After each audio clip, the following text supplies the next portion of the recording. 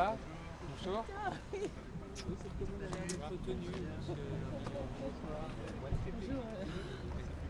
Bonjour.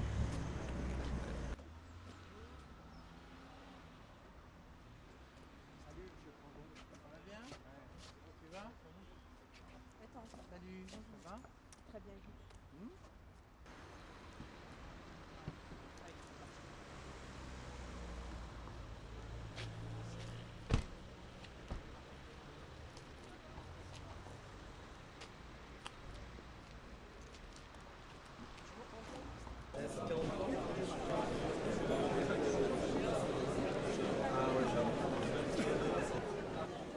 La fédération UMP du Val-de-Marne peut être fière, premièrement parce qu'elle est dans le top 10 des fédérations de France, et puis je crois qu'on peut être fier aussi avec la soirée qui vient de se dérouler, au petit film qu'on va voir, parce qu'on a un RDJ qui sait mobiliser les jeunes, qui sait être un excellent animateur, et je pense que c'est au travers de ces jeunes-là que nous allons aussi avoir notre relève. La question a été posée tout à l'heure, moi je ne suis pas inquiet, elle est prête, elle est là, et le Val-de-Marne va bien se porter grâce à elle.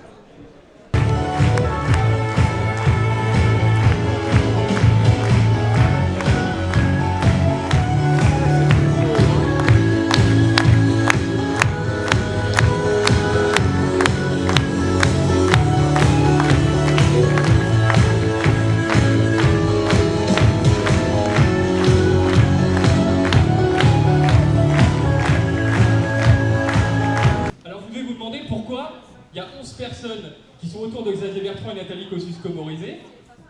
C'est un nouveau fonctionnement.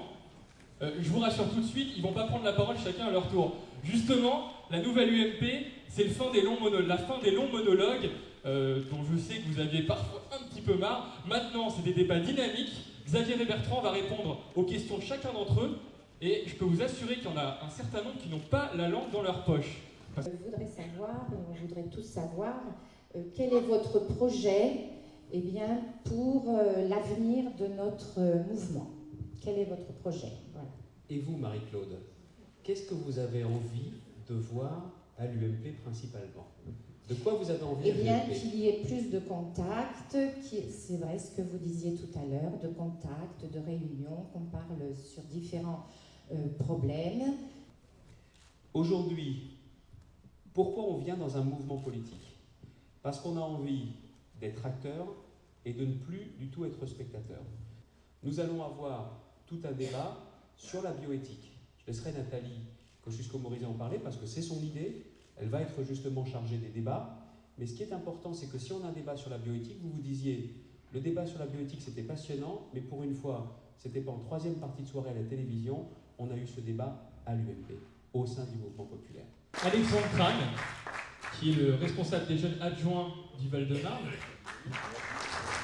Oui, je suis content, monsieur Xavier Bertrand, que vous disiez pas de tabou, parce qu'en effet, elle est un petit peu piquante, la question.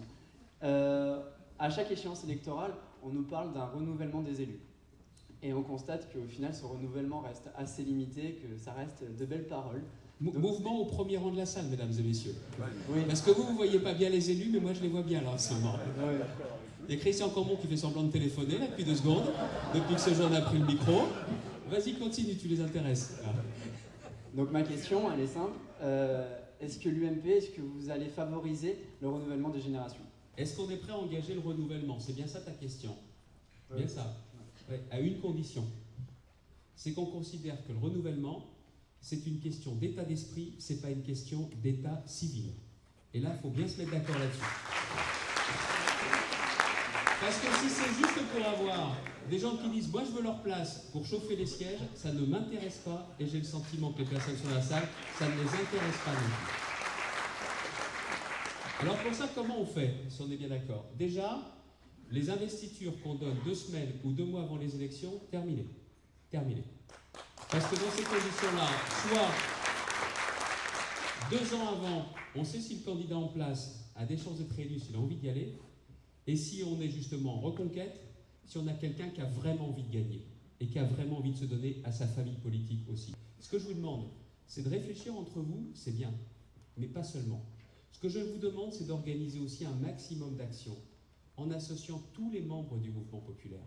Que vous puissiez participer à ce débat sur la bioéthique avec tout le monde et pas seulement entre vous. que vous engagiez des actions, pas seulement entre vous, et que si vous êtes jeune et que vous avez envie qu'il y ait un renouvellement, eh ben vous avez tout simplement à en faire 2 fois plus que les autres. C'est-à-dire de vous réunir entre vous, bien sûr, pour parler des thèmes des jeunes aux jeunes, mais que vous puissiez aussi faire des réunions en parlant aux toujours jeunes également. Parce que si on te voit intervenir dans des réunions, et si on se dit que tu as du bon sens et que tu as des bonnes idées, le jour des élections et des investitures, on pensera plus facilement à toi qu'en demandant à ce qu'on te fasse une place. Donc Sophie Stulisiak, elle a 26 ans, elle travaille au ministère de la Défense, et c'est une militante très active, d'une part à Ivry-sur-Seine, sa ville, et au sein des Jeunes Populaires. Je crois qu'on peut l'applaudir. Bonsoir. Alors, j'ai une première question qui se passe. Dans le cadre de la crise économique en fait, et financière, j'aurais aimé savoir l'approche de l'UMP quant au soutien du plan de relance. J'aurais aussi aimé savoir quelles étaient les réformes prioritaires pour l'appuyer. Et enfin, comment pouvait-on rassurer les Français par rapport à ça?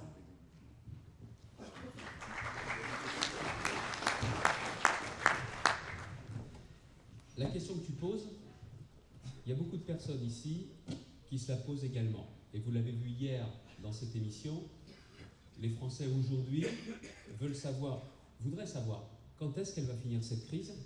Est-ce que le plus gros est derrière nous? Franchement, aujourd'hui, nul ne peut l'affirmer. Nul ne peut l'affirmer. Parce que cette crise est une crise sans précédent. Est-ce que c'est une crise économique? Oui. Mais à l'origine, est-ce que c'est bien une crise financière? Pour moi, pas seulement. Mais je crois qu'il faut aussi bien se mettre d'accord sur l'origine de cette crise, si on veut éviter que ça se reproduise un jour. Pour moi, cette crise est une crise éthique. C'est à la limite une crise morale du système capitaliste.